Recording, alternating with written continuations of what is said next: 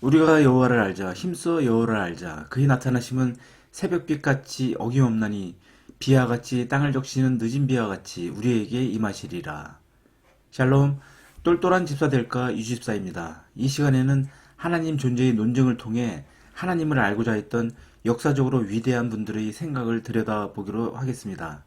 신앙인들은 특히 요즘처럼 사이비 단체가 우는 사자같이 두루 다니며 삼킬 자를 찾아다니는 이때 정신을 차리고 믿음을 지키고 그리고 건전하고 똘똘한 신앙생활을 하기 위해서 하나님을 알기 위해 애쓸 필요가 있습니다. 그럼 먼저 C.S. 루이스가 한 말을 들어보겠습니다. 여러분이 바위를 연구하는 지질학자라면 스스로 바위를 찾아 나서야 합니다. 바위는 제 발로 찾아오는 법도 없고 여러분을 위해 도망치는 법도 없습니다.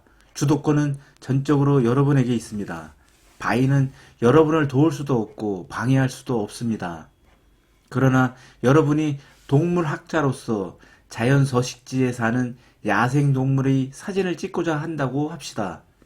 이것은 바위를 연구하는 일과 조금 다릅니다. 야생동물들 역시 제 발로 찾아오지는 않겠지만 여러분을 피해 도망칠 수는 있습니다. 아주 살금살금 다가가지 않는 한 전부 도망쳐 버리겠지요. 이 경우에는 그 동물들에게는 아주 조금이나마 주도권이 주어질 여지가 있습니다. 한 단계 더 높여봅시다. 여러분이 어떤 사람을 알고 싶어 한다고 합시다. 그가 단호하게 여러분의 접근을 거절할 경우 여러분은 그를 알 길이 없습니다. 그를 알려면 먼저 그의 신뢰를 얻어야 합니다. 이 경우에 주도권은 양측에 똑같이 주어집니다. 두 사람 다 원하지 않으면 친구가 될 수 없습니다. 여러분이 하나님을 알고자 할 때 그 주도권은 전적으로 하나님께 있습니다. 하나님이 자신을 보여주시지 않는 한 우리는 무슨 수를 써도 그를 찾을 수 없습니다. 실제로 하나님이 자신을 더 많이 보여주시는 사람들이 있는데 이것은 하나님이 그들을 편애하시기 때문이 아닙니다. 마음과 됨됨이가 온통 잘못되어 있는 사람에게는 하나님도 자신을 보여주실 수 없습니다.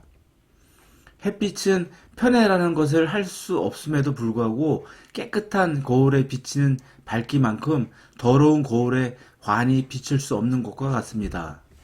달리 표현하면 다른 과학에서 사용되는 도구는 여러분이 외부에 있는 것들, 예를 들어 현미경이나 망원경처럼 외부에 있는 것들인 반면에 하나님을 볼 수 있는 도구는 여러분 자신이라고 할 수 있습니다.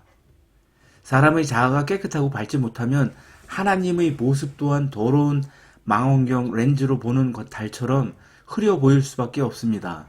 끔찍한 사이비 이단들의 종교 역시 끔찍한 이유가 여기에 있습니다. 그들은 더러운 렌즈를 통해 하나님을 보고 있는 것입니다.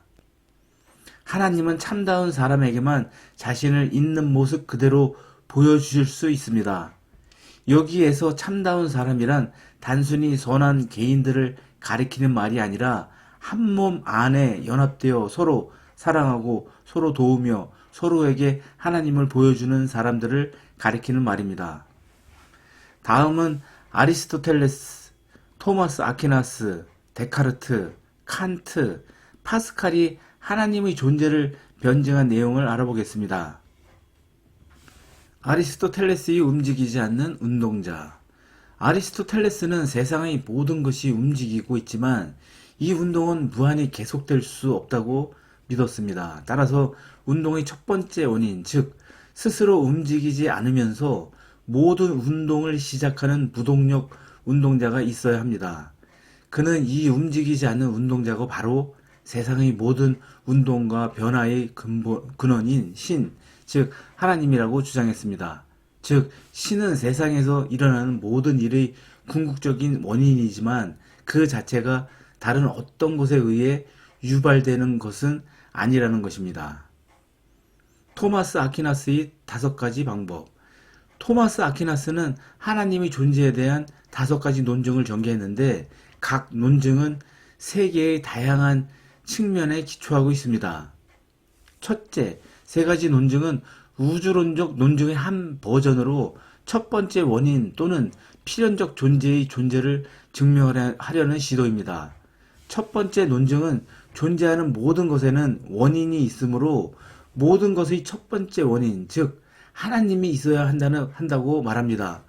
두 번째 논증은 변화하거나 움직이는 모든 것은 다른 어떤 것에 의해 그렇게 된 것이므로 모든 변화와 운동의 첫 번째 원인, 즉 하나님이 있어야 한다고 말합니다. 세 번째 논증은 우연적으로 존재하거나 존재할 수 없었던 모든 것에는 반드시 필연적으로 존재하는 원인이 있어야 하며 따라서 다른 모든 것을 존재하게 한 필연적 존재, 즉 하나님이 있어야 한다는 주장입니다. 네 번째 논증은 도덕적 논증으로 객관적인 도덕적 가치의 존재가 하나님의 존재를 암시한다는 것입니다. 다섯 번째 논증은 목적론적 논증으로 자연계의 분명한 질서와 목적이 설계자의 존재를 암시한다고 주장합니다.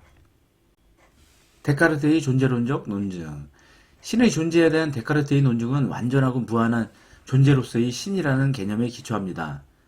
그는 우리가 그러한 존재를 상상할 수 있다면 그 존재는 완전함의 필수적인 부분이기 때문에 현실에 반드시 존재해야 한다고 주장했습니다. 즉 우리가 무한히 강력하고 현명하며 선한 존재를 상상할 수 있다면 그 존재는 진정으로 완전하기 위해 반드시 존재해야 한다는 것입니다.